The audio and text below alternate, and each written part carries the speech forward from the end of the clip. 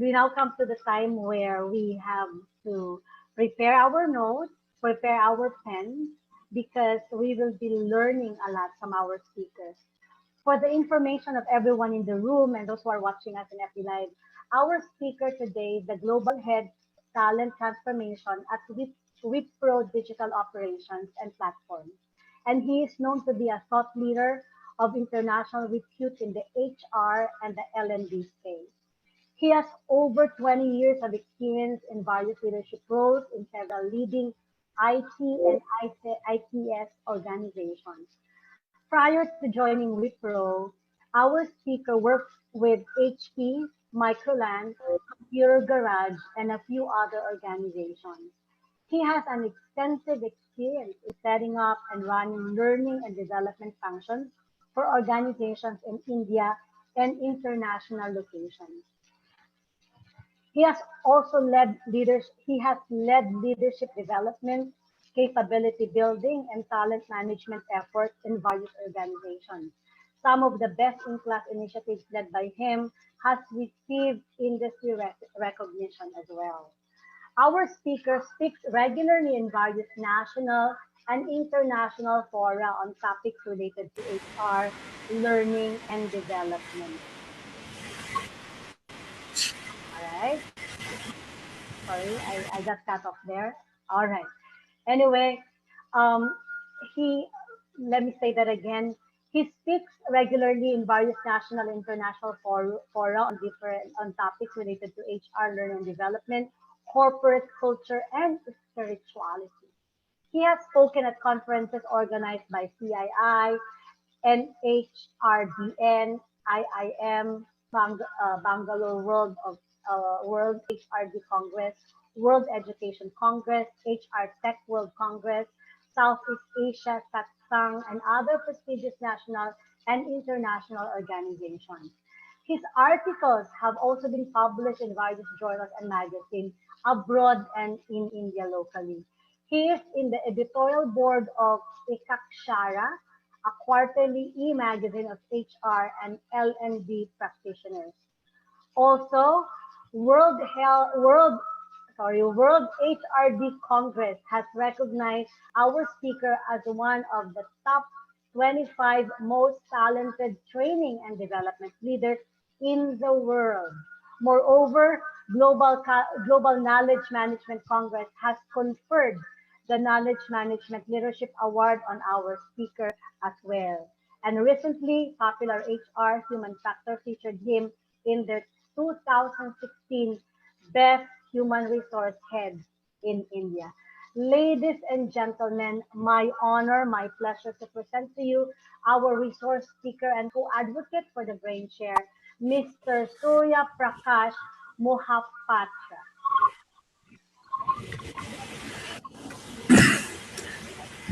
Thank you, Dr. Bryce, for this wonderful introduction. Before I start, I just want to check, can you all hear me very well? Is my audio clear? Yes. All right. All right. Okay. It's a great honor for me today to be part of this wonderful webinar. And thank you very much for giving me the opportunity to be part of this forum. This is a great forum of educators, academicians, intellectuals, and I definitely consider this to be a great privilege on my part to be part of this forum and then share some of my perspectives with you and exchange notes with you.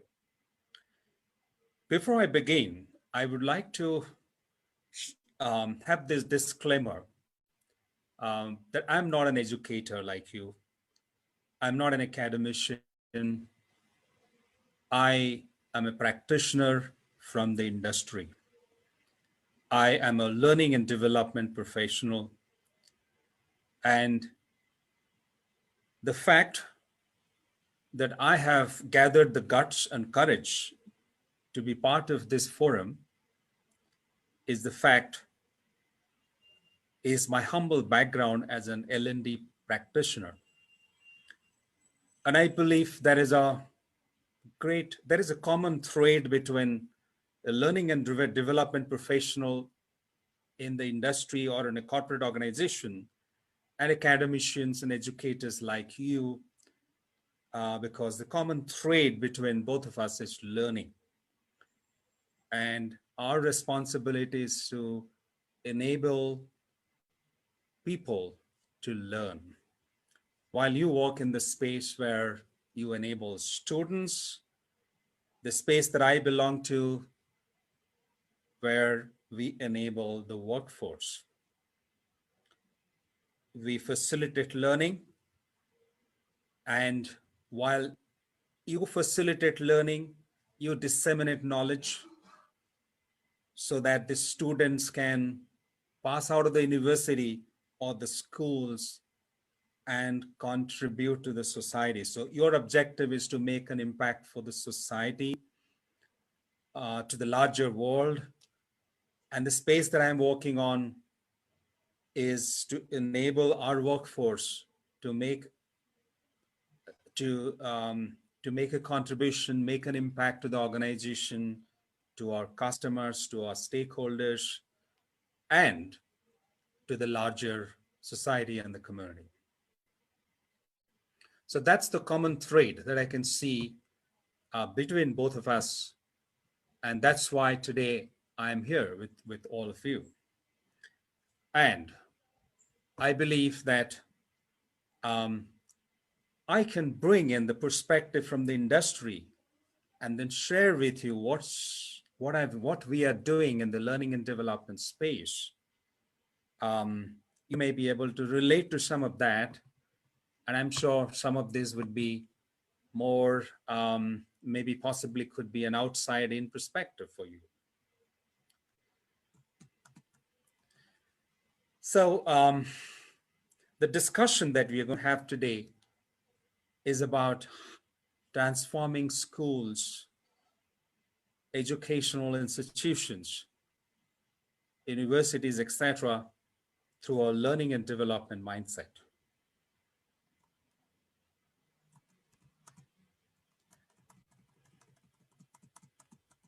So I have a few. Can you see my presentation?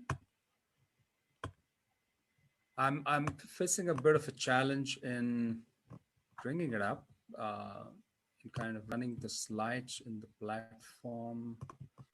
Just trying to see. Give me a second.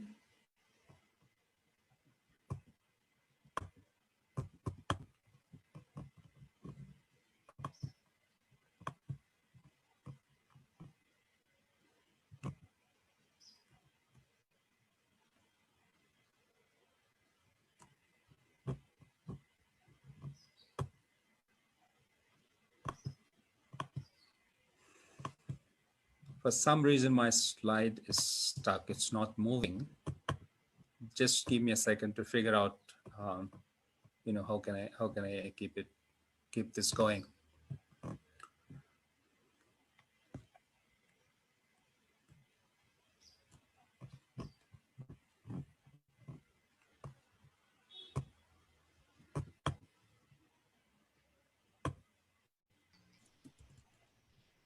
We see your first slide. Yes, I'm not able to run the slides for some reason. Just trying to figure out what could be the problem.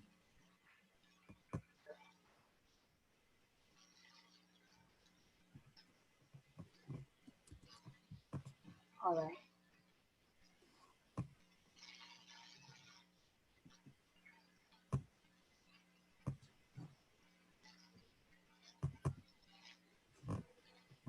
All right.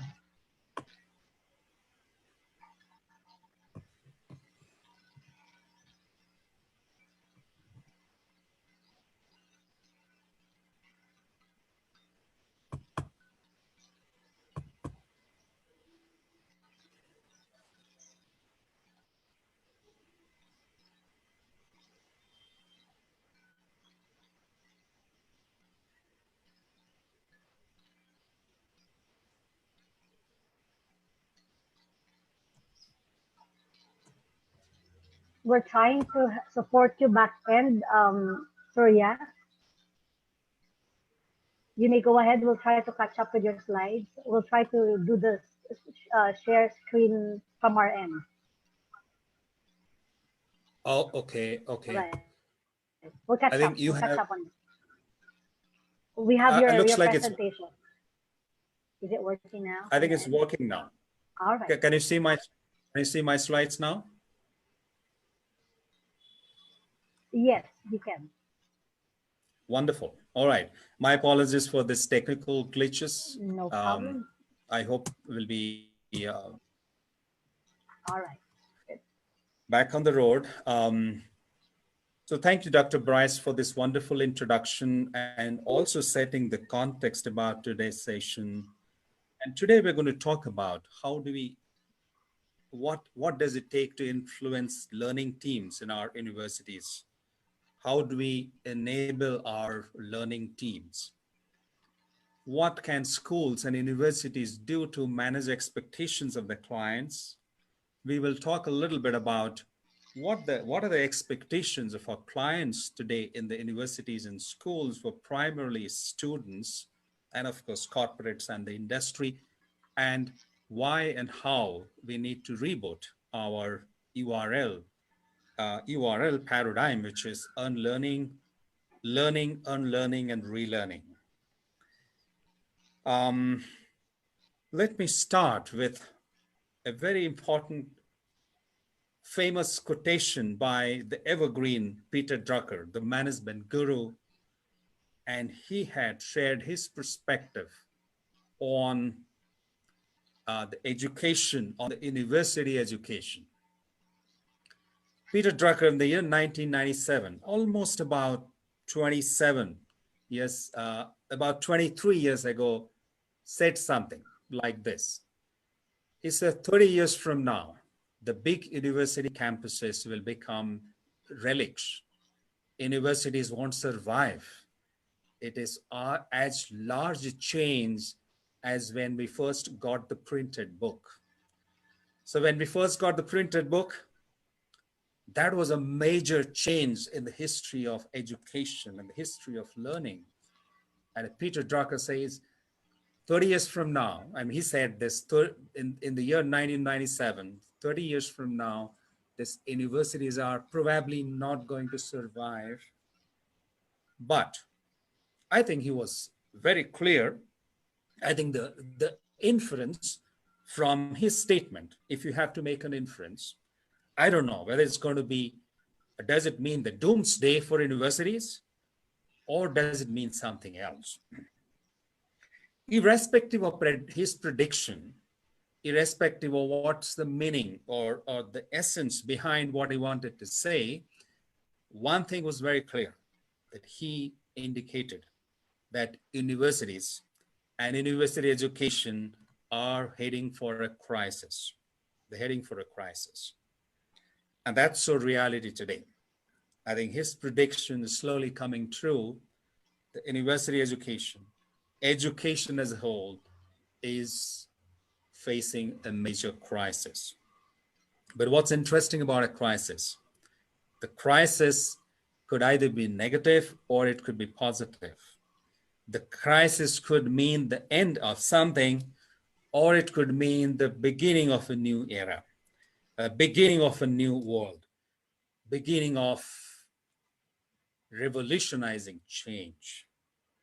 So as we get into this webinar and as we get ready for the new era, for the new world, I very strongly believe that this crisis means a new opportunity for all of us.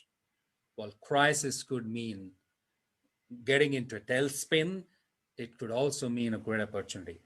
As the industries, organizations, corporates, governments are getting ready for the new opportunity, our universities also need to get ready for the new opportunity.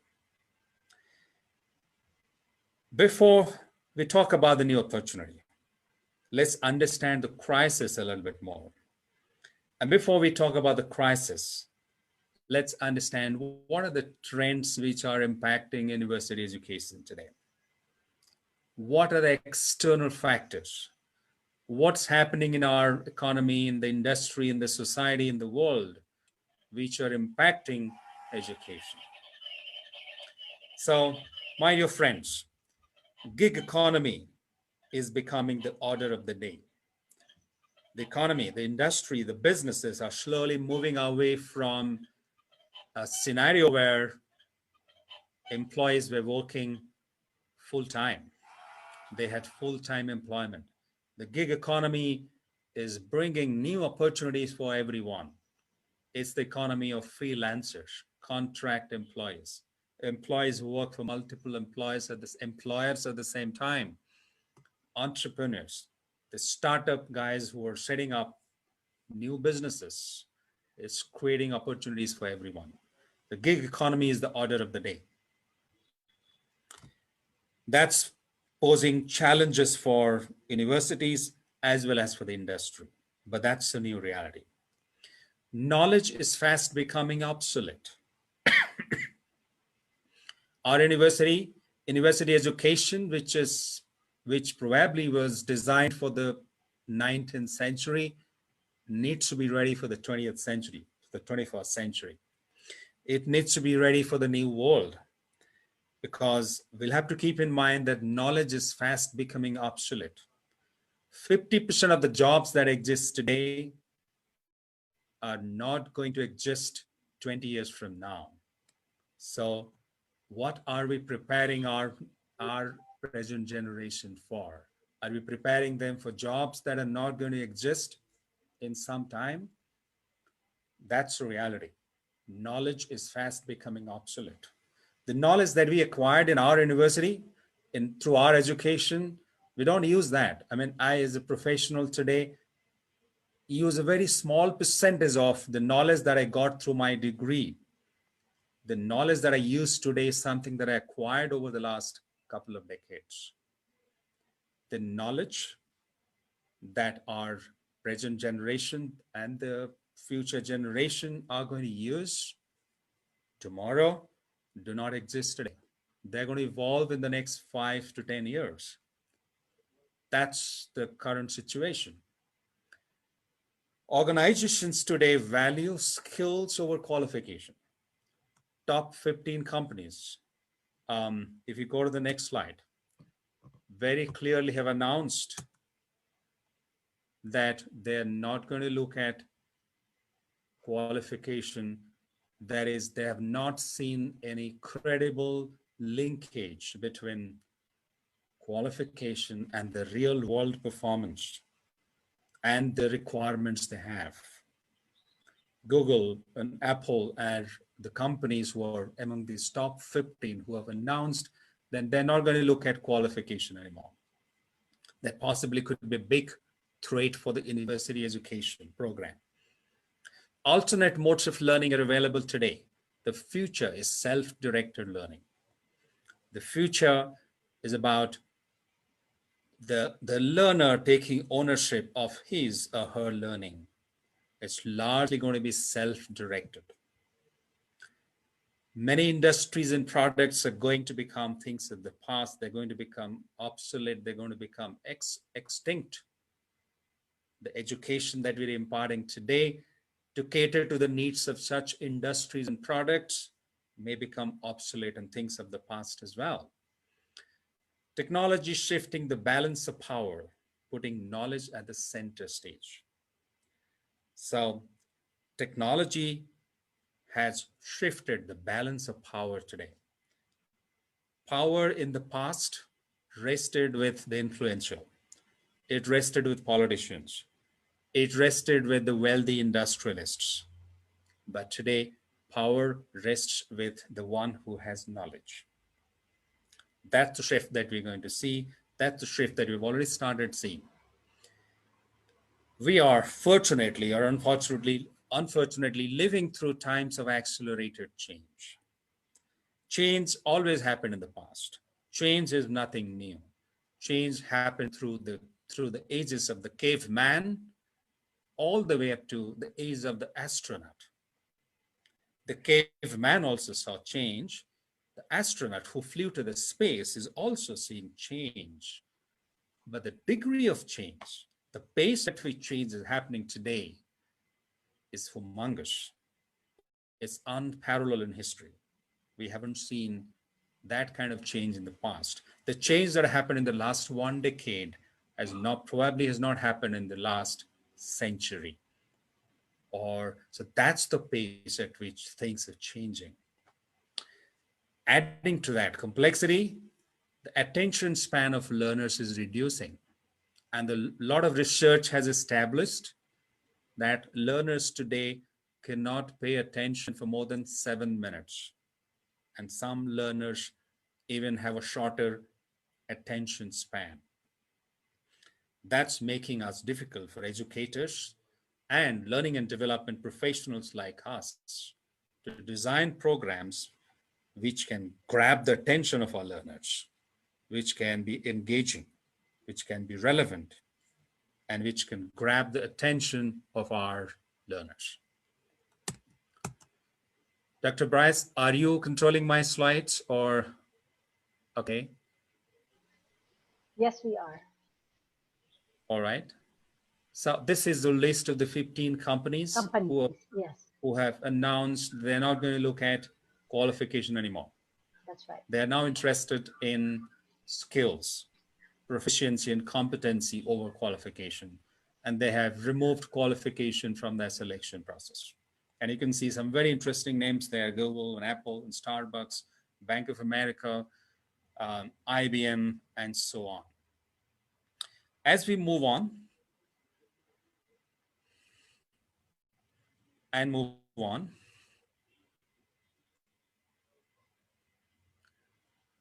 let's move on. Yes. So let's take a deep look at, at the current challenges. What are we grappling with? What's the university education is grappling with? And this is largely a global phenomenon, but this is not the crisis. The challenges I'm going to talk about now are not necessarily consistent across all countries. So some countries may have got better control over the challenges. Some might be struggling. Some might be coming to terms with the challenges, but they are consistently there across the globe. I'm sorry, not consistently there, but they're there. They're omnipresent, but the degree of their prevalence probably would vary from one geography to another. But most of our education systems across the globe, quality is still is a concern. Quality of education is still a concern. Quantity is covered, where we still follow the old model of the manufacturing era, where thousands of people, thousands of students come to the university, go through in a format which is more like an assembly line and a manufacturing setup, and they go through a very structured, formal education system, and they come out of it with degrees, and they pay for those degrees, and they get those degrees at the end of their education. Sometimes I think what's missing is education. What's missing is quality. In many of our universities and schools, the focus on rote learning is still there. The pattern recognition, rather than learning through application, is missing. And that's why most of the organizations, corporates, industry organizations repeatedly keep saying that the people, the students, the university churn out are not employable. That's a common challenge across the globe. Probably about 10% or less than 10% of students who graduate from universities are employable, unfortunately. That's a stark reality. Many of our educational institutions lack quality faculty members. Unfortunately, our curriculum has not kept pace with the change. We are at the fourth industrial revolution. And industrial revolution 1 started with the steam engine. Industrial revolution 2 definitely saw evolution of gas, petrochemicals, etc. And Industrial Revolution 3, where we saw computers, we saw networking devices, electronics, and so on. And in Industrial Revolution today is all about Internet of Things, digital, and the the difference between, or you can say the digital and the physical and the biological and emotional, everything has converged today in the fourth industrial revolution. The skills required during the fourth industrial revolution are very different from the skills that were required in industrial revolution 3. The skills which were required at industrial revolution 3 were very different from the skills that were required at required during industrial revolution 2. So essentially what I'm trying to say, the skills required today are very, very different from the skills that we needed in the past. And we cannot win this battle with the skills of the past. We cannot solve the problems of today and tomorrow with the techniques of yesterday. We need to keep pace with the change. Like industry has evolved every 20 to 25 years or 30 years, our university education need to evolve at a fairly accelerated pace. Our curriculum needs to keep pace with the change. But unfortunately, for whatever reasons, we have not been able to do that. Again, pardon me for saying this. Once again, this is not the case everywhere. There are universities which have moved ahead and kept pace with the change. And there are universities, there are schools which are trying, they're struggling. There are probably a few others who are behind. My intention is not to generalize this, but my intention is to talk about some of the challenges largely we are facing today. Lack of research in academic institution, that's a challenge. I think research in academic institution and most of Asian countries, I think the Western countries have moved ahead in the research space, but I think we are definitely lagging behind in Asian countries, where the research and educational institution is still lagging behind. We need to catch up. Lack of motivation in taking risks. Um, the university setup, the setup in our schools are more structured and formal. But as the students step out of the education system and then move into the real world, they're very different. And what they have to deal with as they step out of their education system is something called the VUCA world, which is volatile, uncertain, complex, and ambiguous. And an education program which is preparing them for comfortable jobs is little away from the reality of the industry or the real world where they're actually going to step in and then start working or maybe start running businesses, etc. Unfortunately, students across the globe pay for a degree and not for education. That's a change that we need to drive. So as we move on,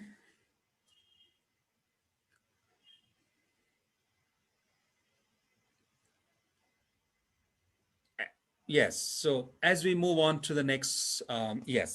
So now let's talk about what are students expecting from us. I think this is important. One of the agenda items for today's discussion is how do we understand and meet the expectations of our clients? And our clients are our students. What do they expect from us? They expect a few things from us. First and foremost, if you move to the next slide, they expect personalization. And are we ready for that? Personalization is all about, can I receive education which is designed for my needs, not for 49 other students, co-learners in the classroom. is can you provide me learning which is personalized to my needs, to my pace, to my requirement, to my career aspirations. Next one is flexibility.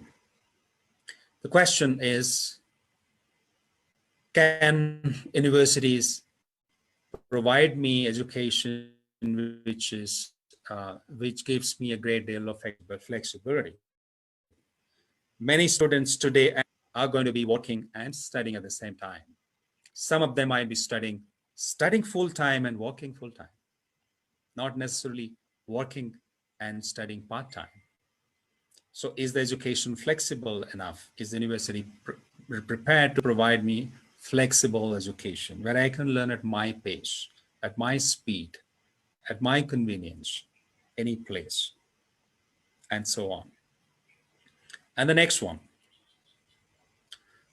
adaptability. So, it's not just providing me personalized education, but also can the education adapt to my pace? Can it adapt to my strengths and limitations? If I learn faster, can it enable me to learn faster? If I am a slow learner, can it slow down for me? That's what adaptability is all about. Next one, can you provide me technology enabled curriculum? Curriculum, absolutely. Today, all of you would say, hey, Surya, we all have technology enabled curriculum. But what I mean here is something different. Can you provide me a curriculum which is entirely technology enabled, where I don't have to come to the university campus? I can be at my home or at my office and complete an entire program which is enabled by technology. Most universities probably a few days ago, a few months ago would have said not possible. You need interaction with your professor face to face. You need to interact with your peers face to face, and so on. But now with the COVID-19 crisis, the experience has taught us something different. And there are, I know for sure, universities who have already started putting their might together to design an entire curriculum which can be offered online. Entire program, an MBA program or a master's degree program, which can completely be enabled through technology. The next one is about purpose. Will my university or my education system help me find my purpose? Or will it enable me meet my purpose? Or is it just going to make me employment ready? Or it's just going to give me a degree which I can carry with me to find a job for myself? Or is the university capable of providing me or helping me find my purpose or help me meet my purpose if I already have one? So, as you can see here, these are, if we move to the next slide, these are the 5 building blocks. These are the 5 blocks which represent expectations of our client. They want education which is flexible, which is adaptable, which is tech-enabled, which is personalized, and which enables me to meet my purpose. That's the university of the future. And the students, our customers, our clients have one more expectation. They know that in the near future, every possible job will be taken away by technology, by machines. Every possible job on the earth probably can be done by machines. That's going to happen in the near predictable future. Now the students are expecting, can you teach me something what machines cannot do? If you teach me something that machines can do, you're not going to do me a great service, because anyway, machines will take away that job. But can you teach me something? what machines can't do. So these are the expectations of our customers, of our clients, the students. So as we move on, my dear friends, if you can quickly use the chat window and then let me know in the next 30 seconds or so, how do you feel? Are you feeling optimistic or pessimistic about the future? If you can use the chat window and then just share your thoughts.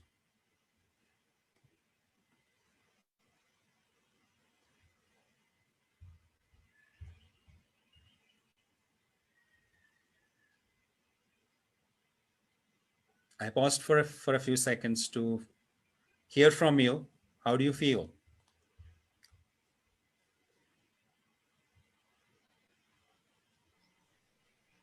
Dr. Bryce, you may I'm have feeling to optimistic. help me by reading out a few responses. Yes, Surya, we have Harmony here saying optimistic, optimistic from Paula Bianca, optimistic from Rona. Arlene is feeling optimistic. Everything I see here is optimistic, Mr. Surya. So we have the hope in the future. Everyone's still there. Wonderful. Wonderful. Right. Thank you, Wonderful. I think Miss all Ruby. of us know that we are heading for Everyone challenging is times, optimistic. but we are Mhm. optimistic. That shows the resilience uh, of this community, our ability to bounce back, our ability, um, our resilience, our power of resilience is unparalleled. And that's what we saw when the COVID-19 crisis hit us badly. Most of the educational institutions, universities across the globe, within no time switched to online education. Within no time. That's the kind of resilience that we have. So we understand today that we are going through difficult times. We understand that these are challenging times. We understand that university education is passing through a crisis. We understand the whole society, the country, and the world at large is grappling with different kind of crisis. We live in a VUCA world, but these are at the same time exciting times. These are interesting times, though they are challenging times. So that's the characteristics of of this community, and that gives me a lot of confidence that we can move ahead. Now let's talk about the change. And I'm not going to talk about change in the education sector, which is happening. I'm going to talk about the change which is happening in the learning and development space in the industry, because that's where I belong to. I have my experience there. I will talk about it. I will probably then ask you to reflect on the similarities. And if you find similarities and if you can relate to some of the changes I'm talking about, do you see that happening in the university education space?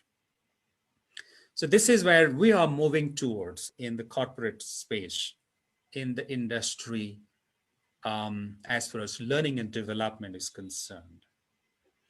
We are moving away from open enrollment, calendarized training programs in organizations to learning journeys.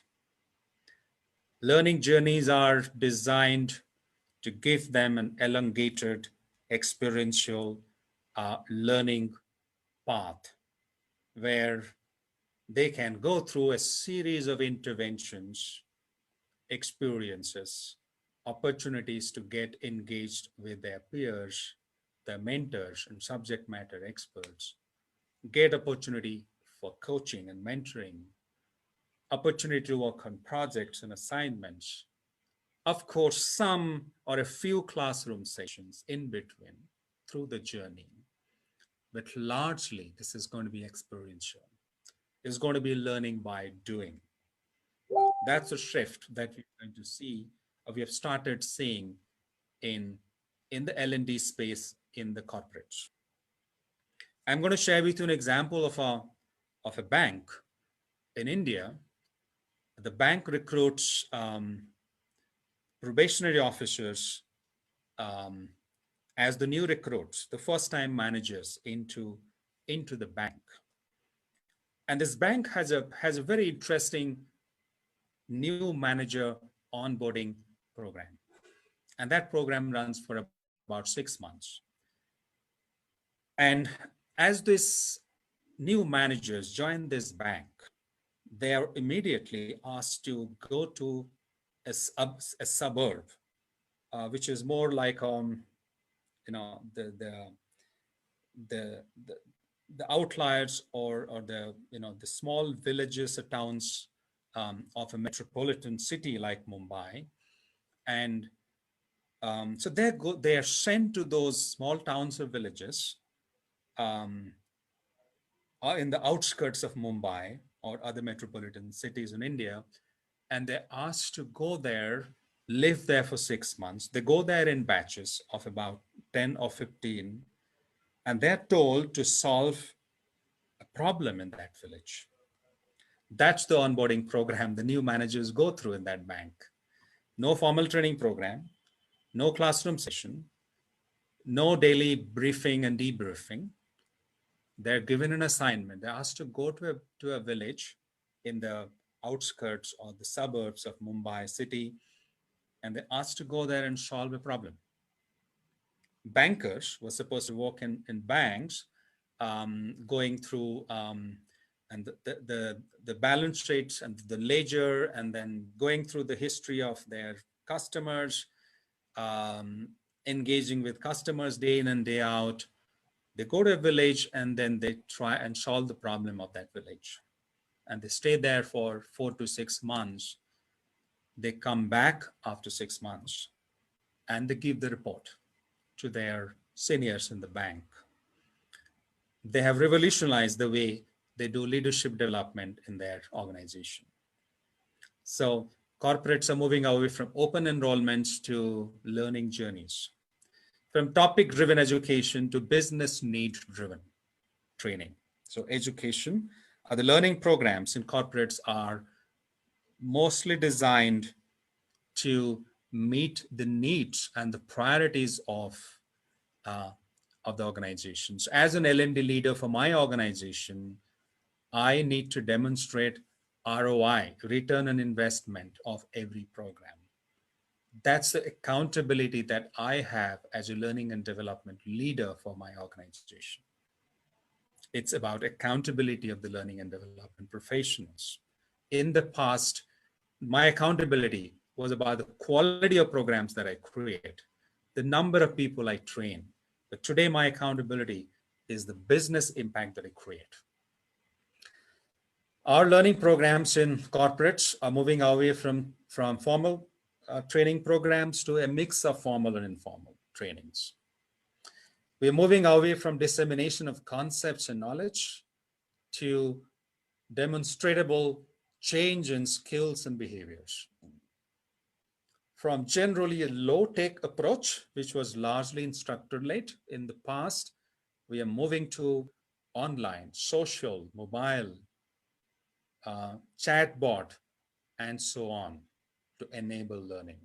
So we are from being generally low-tech organizations today are highly high-tech when it comes to learning. Managers in the past did not play an important role. They had a very passive role in the development journey of their team members. Today, managers in organizations are actively involved and interested in the development of their colleagues and team members. From minimal measurements in the past, which were about training throughput, training coverage, training participation, training feedback, etc., we have moved to significant measurement in terms of behavior change, business impact, impact on the top line, impact on the bottom line, um, impact on employee turnover, etc. Very clearly measurable business metrics. That's where the learning and development function in corporates are moving towards. I would pause for 30 seconds and ask you this question. Do you relate to what I'm sharing with you? Is there any similarity between the L&D function in corporates and what we do in universities and schools.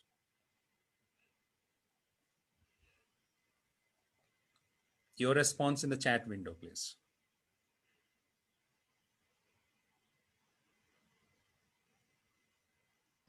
Can we ask the question again, Mr. Surya? Yeah, my question was, so what I shared with you is the shift that we are seeing in the L&D space in the corporates. My question was, do you see any relationship with that, between that and what you are doing in universities? Is there a shift? Are you seeing a shift happening in the universities and schools? All right. I see a yes, sir, from Shira, a yes from Mr. Randy Nico, of course, a yes from our dear president from Olaf, Dr. Maida. Yes, there is. Yes from Cyrus, from Jonathan, Antonio, Darwin, all of them is a yes. Fantastic. So, which is again a positive sign that we are making the shift. If you go back to the slides, then you can see I put some dots there which would tell you where exactly the industry is today. The industry is still pretty much on the left side of the spectrum, making an attempt to move to the right. I'm assuming that in the universities also you're making that journey from the left to the right.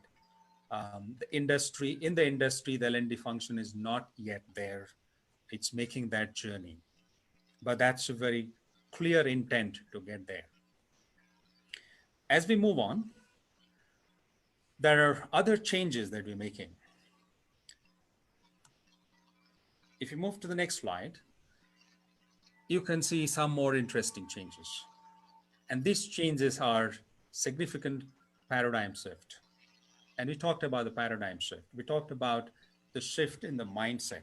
And this is where the mindset shift is happening. The mindset shift is for L&D function, which used to be a support function and then became an enabling function. Enabler of strategies is today is a strategy accelerator. So L&D function is looking at itself is accelerator of organizational strategy. If organization has a vision to get somewhere in the next 10 years, L&D believes that it can be the key accelerator of the organization strategy by understanding the future needs and then by building organizational capability to drive the organization there to its destination, towards vision. So building organizational capability to meet organizational objectives. That's the key. So it's not about just being an enabler, because in today's world, the key enabler is capability. Organizations are striving to become learning organizations. Organizations which learn faster than their competition stay ahead of the curve. And who can enable them to stay ahead of the curve? It's the L&D function. And I can see the relationship with university education. It's the responsibility of the university education to provide education to students who can meet the societal objectives, objectives of the nation, objectives, the vision of the country, the vision of the industry, and so on. Are we creating value there? As universities, have we become strategy accelerators or not? Is the question mark. But that's the mindset shift that we need to make. L&D, learning and development function in organizations, the old paradigm was provide high quality service, high quality content. But today, they look at themselves as not service providers, not quality service providers. That's a given. You have to do that. But your role had changed, significantly transformed and enhanced as proactive influencers. L&D professionals and educators always take pride in the fact that they're creators of great quality content. But today, content is accessible anywhere and everywhere. So L&D is looking at itself today as content curators. Can we understand the needs of our people and curate relevant, right content and direct people to the right content? You don't have to reinvent the wheel. You don't have to start from the scratch. From defined structured learning, we are moving towards a culture of continuous learning, because the future is going to be lifelong learning. It's not about one degree or one qualification. Can L&D functions and can universities be the champions of lifelong learning? From trainers, instructors, teachers, we are becoming facilitators of learning and facilitators of learning networks. And one thing that we have realized in organizations very well is whether we provide them quality learning or not, they are going to find out avenues for learning, because today learning is accessible to anyone. Learning is not the property of the best universities today. Learning is accessible to everybody, to the last mile. So our job is to facilitate learning networks, facilitate learning, enable people to collaborate with each other, create the ecosystem where employees and students can reach out to each other, reach out to subject matter experts, be part of these learning networks, and leverage the opportunities to learn. They are going to learn anyways. And instead of becoming stumbling blocks in the learning process, we can become facilitators. We can become enablers. From teaching skills, our shift is teaching towards teaching effective learning habits. And if you inculcate learning habits in people, they would take care of themselves. From set content, we're moving to dynamic content. Content which is dynamic, changing, technology is changing every now and then, a new version of the same technology coming in a span of a few days or weeks. Business models are emerging every now and then. So content is dynamic, not set content. We are moving away from training events to learning journeys, from information silos to connected information. That's the shift that we're making in the L&D space, in the corporates, in the industry. And the reason I shared this slide, I thought this could be a perspective from the industry which you may be able to relate to from university education perspective. As we move on,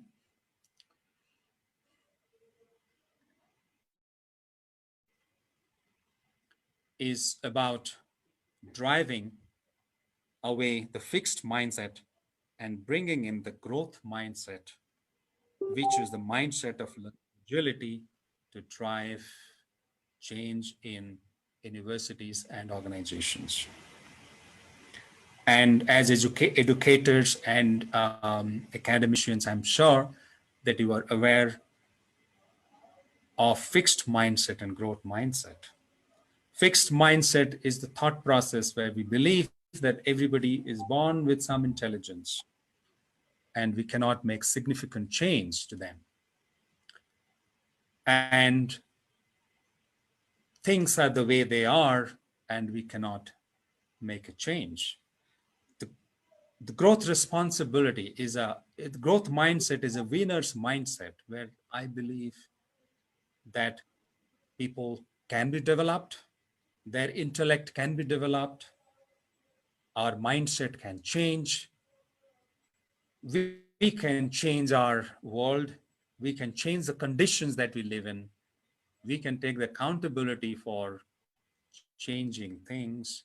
We are not at the mercy of people who are around us and who control us. So we are not at the mercy of anyone. We can take the accountability of driving change ourselves.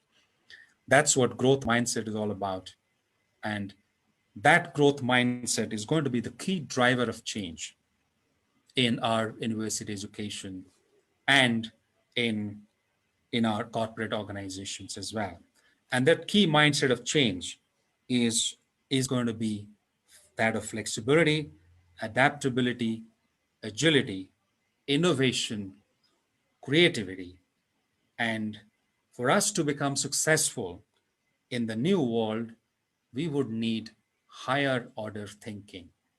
The lower order thinking of the past, of the previous industrial ages, will not help us.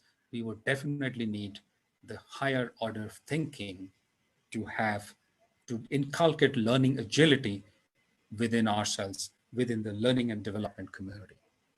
Here are the top 10 future skills, skills which are relevant today and tomorrow for, educators and learning and development professionals. The first one, interestingly, is empathy. And it sounds very interesting when we say that educators and learning and development professionals, first and foremost, need to develop empathy. And sometimes in some of the seminars where I have talked about it, um, some of these fellow participants have challenged me saying, hey, we are supposed to have empathy. But this 10 skills that I'm sharing with you is a finding of the research that I have done across several organizations. And the first and foremost that came out as a glaring need on the part of L&D practitioners, learning facilitators, is empathy. So that's clearly an area of opportunity where we need to improve. Our ability to influence and persuade. Performance consulting, whether you are in the L&D, you are an L&D leader in a corporate, or you are a learning and or you are an academician or an educator or a professor in an university, are we performance consultants? Are we driving results for organizations, for industry, for country? Our ability to cope with ambiguity. The future is all about ambiguity. Do you have the skills to deal with that ambiguity? Connecting with the generation, Gen Next, connecting with the millennials, connecting with the new generation. Is our education system geared to the needs and the tastes and the preferences of millennials? Are we inculcating creative thinking and innovation? Are we good at data analytics? Future is all about data. It's going to be data. When the machines are going to rule the future, the machines will be fed with tons and tons and tons of data, which will enable them to take decisions. And are we leveraging data analytics to understand the tastes and preferences of our learners, understand the effectiveness of our programs, understand the needs of students in future? Are we doing enough? Understanding of the business ecosystem and business acumen. Machine learning. My dear friends, today we are teaching students, but tomorrow we may have to teach machines as well. In an ecosystem where men and machines are going to work together, we need to make sure that we teach both men, women, and machines. So that's another area of opportunity and another skill that we need to develop. Our ability to use the technology and digital platforms. These are top 10 future skills of educators and professors, academicians, and learning and development practitioners. We will move on. We are almost towards the fag end of this webinar before we open it up for the Q&A. But as we move on to the next slide, and the next slide,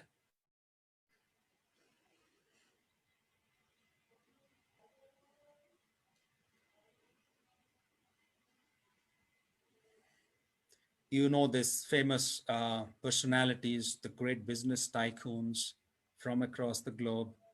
And one common thing among all of them where none of them have a university degree. They're all school dropouts, but they were extremely successful in becoming business tycoons, icons of business and industry. This tells us something very profound, that to become successful, we require skills and competencies far more than what we learn in the university. And this itself is a big challenge to the university educators, that what is it that we need to bring into our education program, which would enable people to learn what they need to learn to become successful in the real world.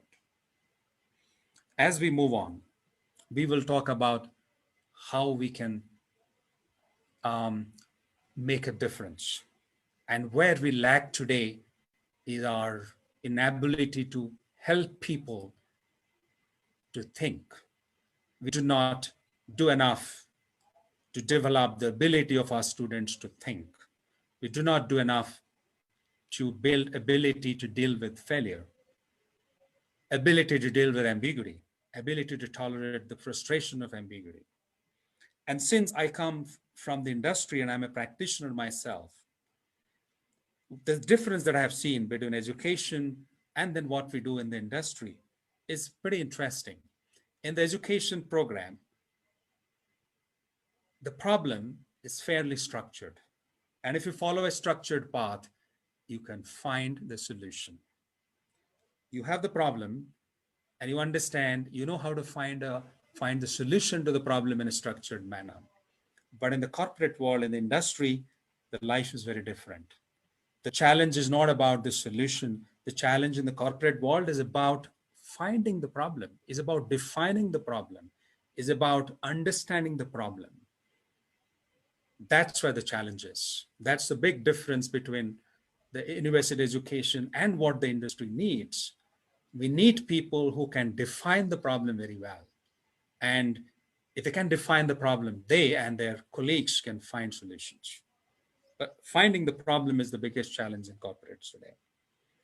Ability to influence, emotional intelligence, and ability to love.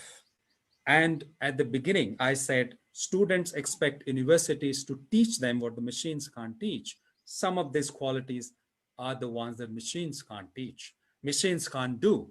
Machines can't love. Machines don't have emotional intelligence. Machines cannot influence. Machines do not know how to deal with failure. So if you can teach these qualities, we can definitely make a big difference. Now we go to the last slide, which is all about how can we step up the game. We can step up the game by bringing in experiential learning, getting our students dirty their hands. Look at the system in Germany when they go to the class for 2 days and the remaining 4 days, 3 or 4 days there on the shop floor, learning by doing, by dirtying the hands. We can stop spoon feeding the students. We can teach them to fish, take away the safe environment, create an opportunity for them to fail because the world outside is filled with octopuses and crocodiles. So they must know how to fail and how to deal with failure before they meet failure and deal with failure in the real world. Multidisciplinary education, common curriculum, building hybrid skills is the need of the future. If I give example of Google has come up with a device which can read the retina of a human eye and tell the human being whether that person is going to have cancer in the next 6 months. Imagine the power that that device brings in. It can read the retina of a human eye and then can tell that human being whether he or she is going to have cancer in the next 6 months. But the message I'm trying to convey here is the machine which can do that. Who would have created that machine? A doctor or a technology expert? Probably somebody who understands both, was good at medicine, also good at technology. So this is the age of multidisciplinary education. Economists, students of economics needs to understand technology. Students of technology needs to learn business and so on. Provide faculty members a stint in the industry, get them industry exposure. Define accountability. Let's create measurable metrics for academics as well as for L&D functions in the corporates. That would step up the game. With this, we can move to the last slide. And the next slide, please. As we begin the journey, we can see two paths leading in two different directions. One takes us to mediocrity, another takes us to excellence. We have to choose between these two. There is no third path, there is no alternative. And at the end, before I conclude, I would like to bring up a very famous quotation by a spiritual guide, and his name is Sri Sri Thakur Nukul Chandra. And he has said something very, very profound about education. We'll move to the next slide. Um, the next slide, please. Yes, this is what Sri Sri Thakur Nukul Chandra, the spiritual guide, has said about education. And he says, systemic organization of habits and instincts with a purpose of fulfilling the becoming of life by a graduated active manipulation of behavior may be called education.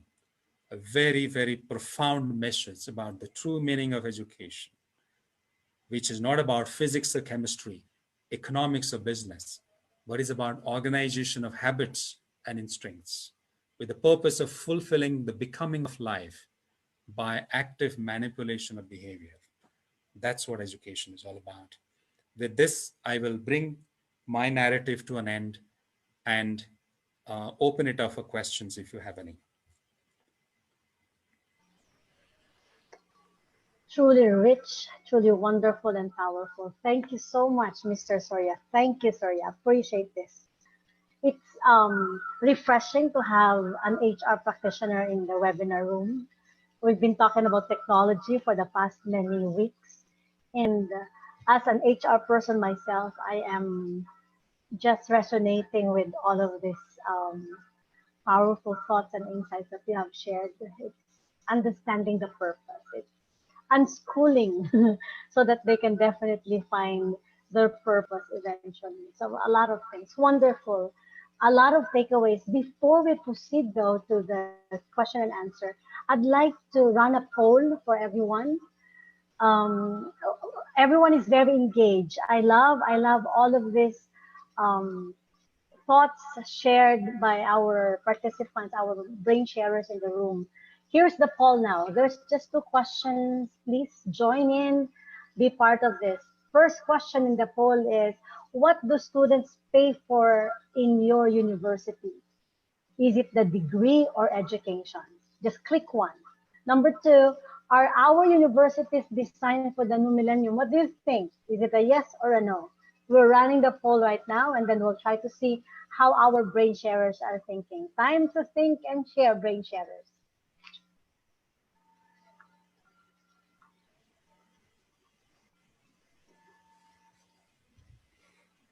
All right, are we counting? Please, there's a screen um, for the poll. Have Are they participating? Yes. All right. Good. Good. Wonderful. We will show you the result of the poll in a while. But yes, I'd like to open the Q&A for the next 10 minutes. In the interest of time, we would be choosing questions that may not, you know, we try to like avoid redundant questions. So just prioritize those questions that will direct us to the discussions that we have right now. Who has the first question?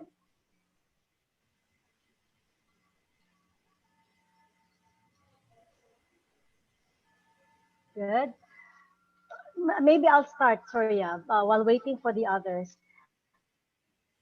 You mentioned Sure. about teaching effective habits, right? Teaching effective habits. This is a shift. You mentioned this when you were talking about the old and the new. Can you tell us more about this? I'm interested to be enlightened on the teaching effective habits. Yes, I think uh, today there is plethora of content Mm-hmm. and information that's available. And a lot of time we spend by creating more content. Mm-hmm. But today's generation is, they have access to content and information, and they can learn themselves. But the question is, are they learning enough?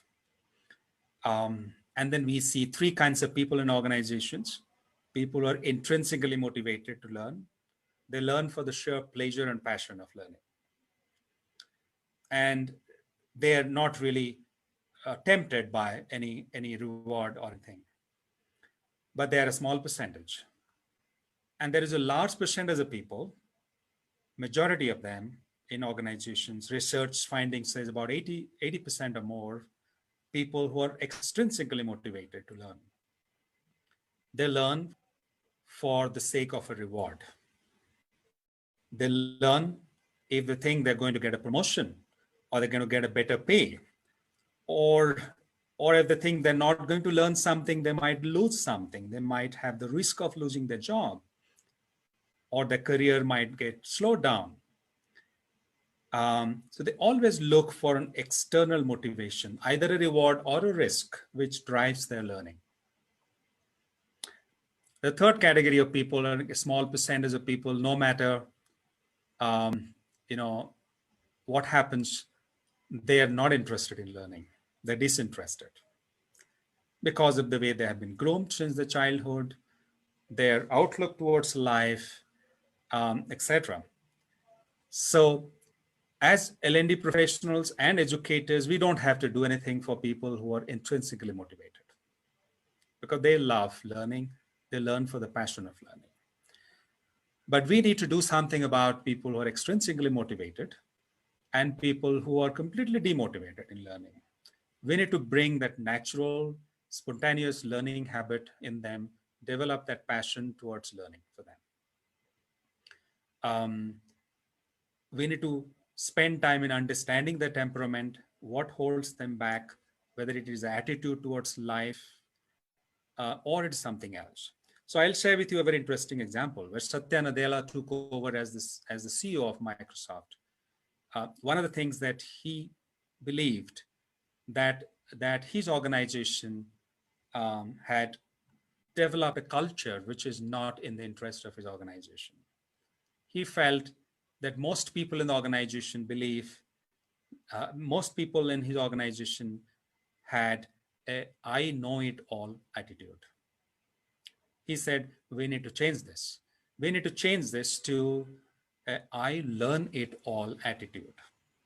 He said, we need to drive an I learn it all culture in the organization.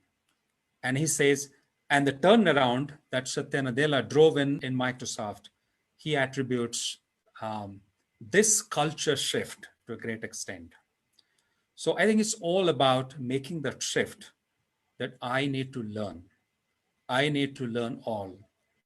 I probably know something, but I need to know more. I need to learn more. I need to learn all. So that's something that we need to drive. There is no one standard approach. There are different approaches.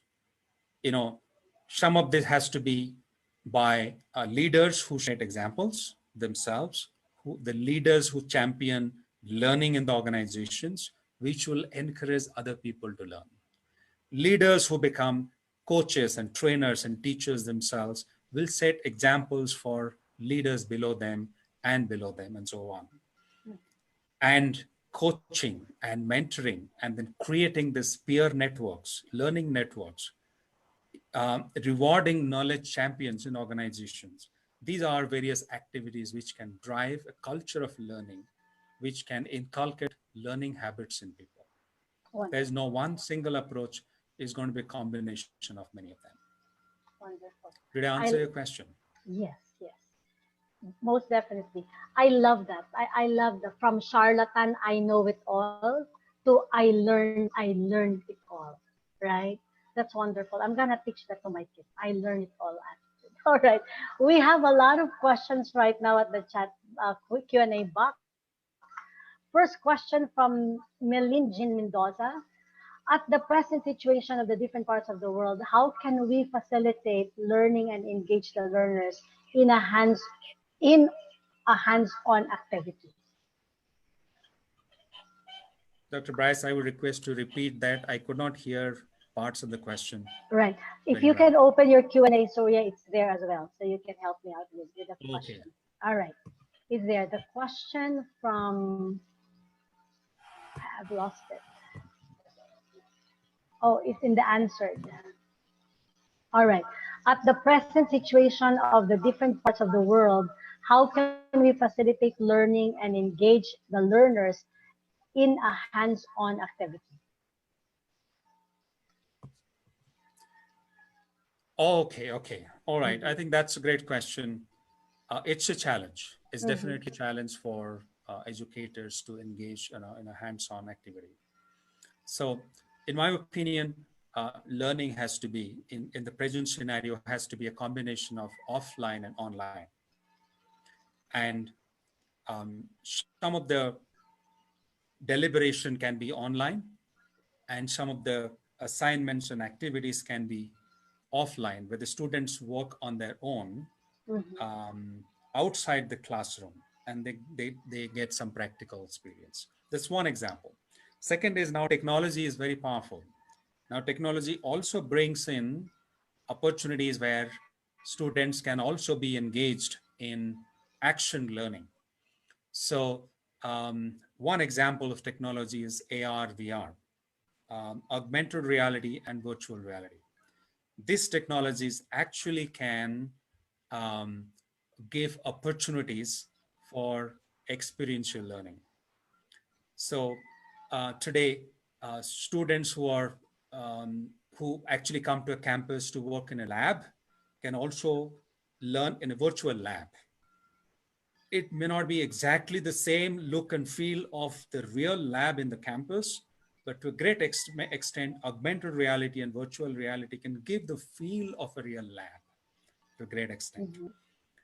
Some of these technologies are fairly expensive today, but they will become commoditized in the near future and will be accessible to universities and organizations. But this is possible. If you're interested, we can talk more about it offline. Wonderful. Those questions, thank you, Soria. Thank you for that question as well. Those questions that we will not be answering here, we definitely will answer on the chat box. I will be requesting our dear resource person to help us with the questions. We will be helping you. I find this question from Joy Garner very interesting, and I'd like to ask it directly to you, Soria. Shifting from face-to-face to flexible learning or full online learning, how can we encourage our students and faculty members to appreciate the education shift of delivery? Okay, okay. All right. Yeah, that's an interesting question. And how can we appreciate that shift? Mhm, Well, our students and our educators are in different phases of the journey. Some mhm, are resilient enough to shift quickly. They are agile enough to shift quickly. Others will take time. Um, so there'll be probably three kinds of people who would be people who are agile, and they'll be early, not just early adopters. They will also be champions of new technology and the new way of learning.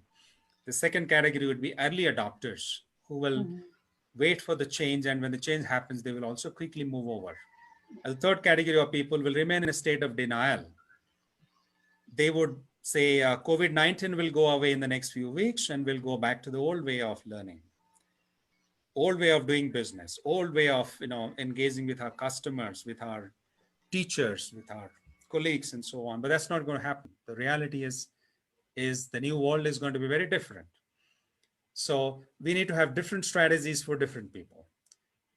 And so it's the typical change management strategy and the management of change that we drive as leaders, as organization development, organization behavior practitioners. Some of you drive that behavior change in organizations. We need to use the same strategy.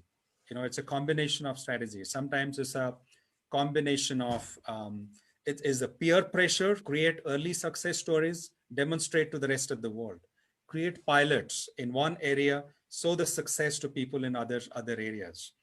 It's one way of doing it. Um, Coaching plays a very important role.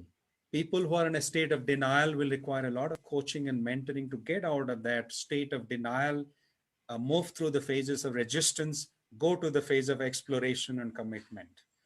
Different people are in different stages of the journey. There is no one size fits all approach. You will have to understand your students, understand your audience, and then have different approach for different students who are in different stages and phases of this journey. And I think all of us are going to play important role in driving that change. In spite of our best efforts, there'll still be some people who will not change, but they would have difficult times.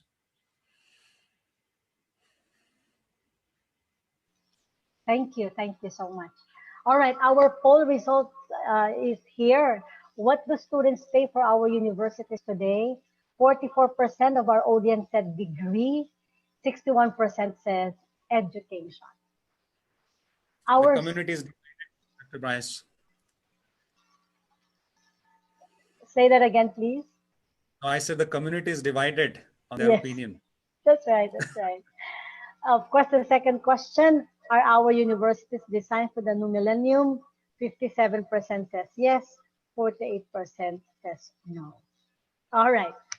Two more questions and we will definitely wrap up for the Q&A.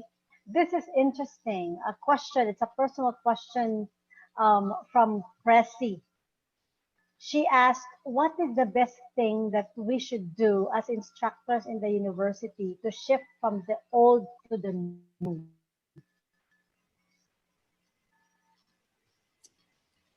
Okay, what is the best thing we can do as instructors? Well, I think the best thing for us instructors would be to take the lead, um, not wait for the system to change, not wait for the management or the leadership to change, but be the driver of change yourself.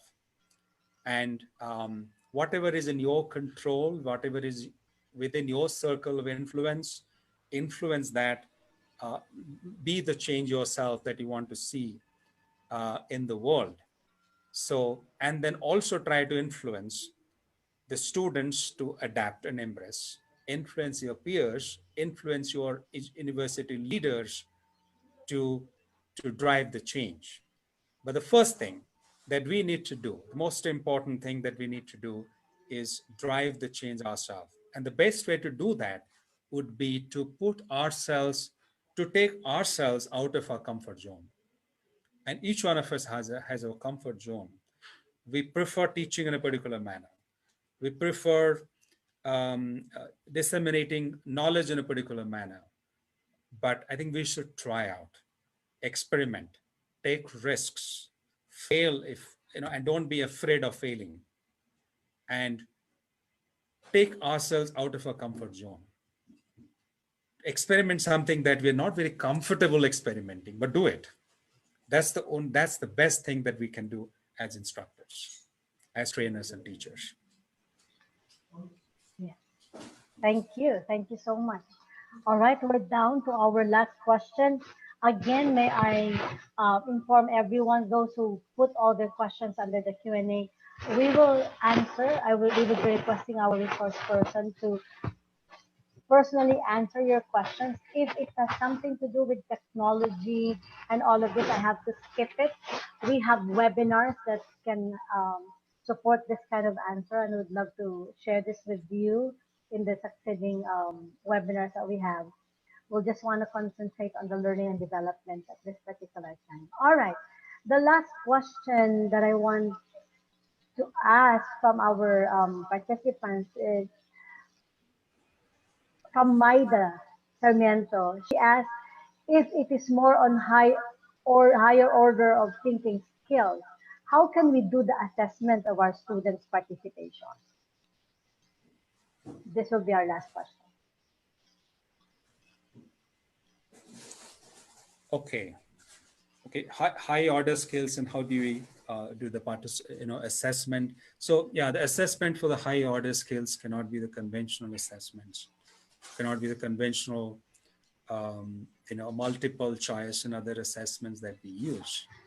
So high order thinking is about critical thinking, is about creative thinking, is about agile thinking, and so on. And then I think a lot of that has to be practical assessment. While there are instruments which are available today, different psychometric and other assessment instruments which are available to gauge some of that. And then we can definitely take advantage of them. But personally, I believe, I think a lot of these assessments need to be through experiential learning and looking at outcomes of the experience that, or the assignments, the projects, the tasks that we give to our students. And it has to be the real outcomes, the real business outcomes, the real uh, um, impact that we create in the process. And and then some of that is possible when we create that opportunity through our programs, where people can apply the thinking and then create these outcomes. So to me, it definitely, this has to be experiential, action learning best.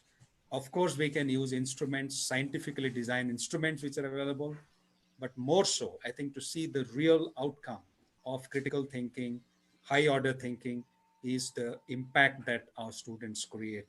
And something that we try to gauge in organizations is the impact that our employees and colleagues create at the end of a training program.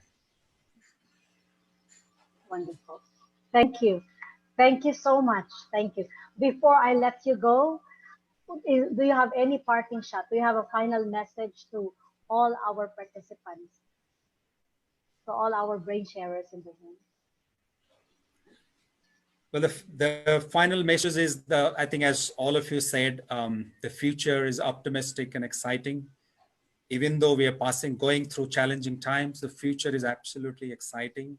Great opportunities for all of us who are willing, ready, and prepared to reimagine ourselves for the new world. All of us know that the world today and tomorrow is going to be a new world. And for us to succeed in that new world, we'll have to reimagine ourselves, reinvent ourselves, reinvent the way we work, we communicate, we educate. I think that's going to be the key. And my message to all of you is to make that small attempt to reimagine who you are, to reimagine that the value that you bring in, to reimagine the function that you engage in, reimagine and reinvent. Thank you. Well said. Thank you so much. Thank you. It's an honor and a privilege to have learned from your wellspring of insights and experience. 20 years of being in that space. Thank you so much for allowing us to learn from you and for allowing us to know you in this level. Thank you so much, Surya. Appreciate the heart that you've Thank you extended very to much for this. this opportunity. I'm really honored and privileged and thankful to you. Thank you very much. Thank you so much. Thank you. Namaste. Thank you. Thank you so much. Anyway, we have a friend who'd like to tell us some good news. I'd like to call our career futurist officer, Miss Lera, to tell us more about the Brain Share School. Hello, everybody. All right. So, hello, Brain Shares. I'm Lara, and I'm the Career Futurist Officer of Rise Inspired Careers. And I'm very excited to be sharing a bit about Brain Share School. So, let's start. All right. So, what is Brain Share School? It is a self leadership, post COVID, and networking program. All right.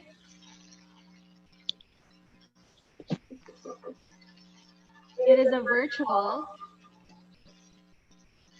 It is a virtual class for global education leaders who aspire to update, recalibrate, and create linkages for solutions. All right. But how does Brainshare School work? So Brainshare School offers monthly virtual summits led by phenomenal global leaders from various disciplines and industries. Weekly live webinar classes, done for you workbook templates, on demand videos, networking, and linking platforms. All training is online inside a private Brainshare School member only access. Students can view the training videos, connect with others, and compare notes with co-brain shares. And here are the interactive components of Brainshare School. So we have live consulting calls, 1 year free hero membership, and a lifetime access of the networking platform. Finally, what's the investment? The investment for Brainshare School is 500 US dollars.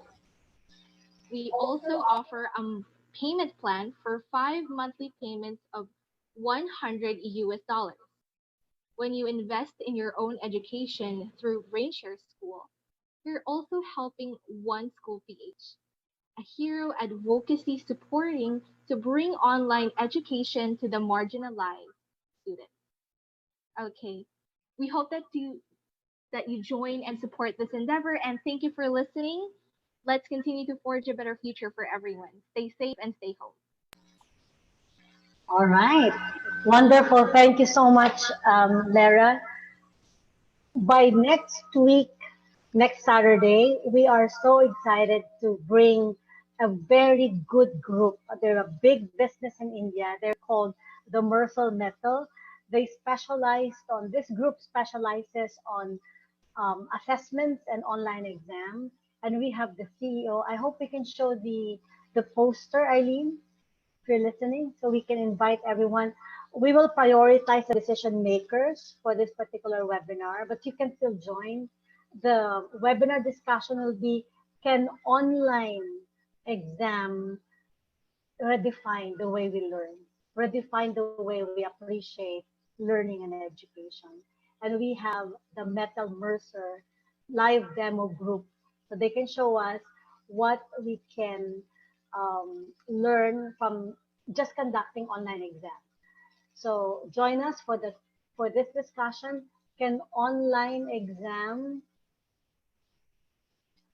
transform how we think about learning? And our speaker is no other than the CEO of Mercer Metal, sorry, that's Siddhartha Gupta.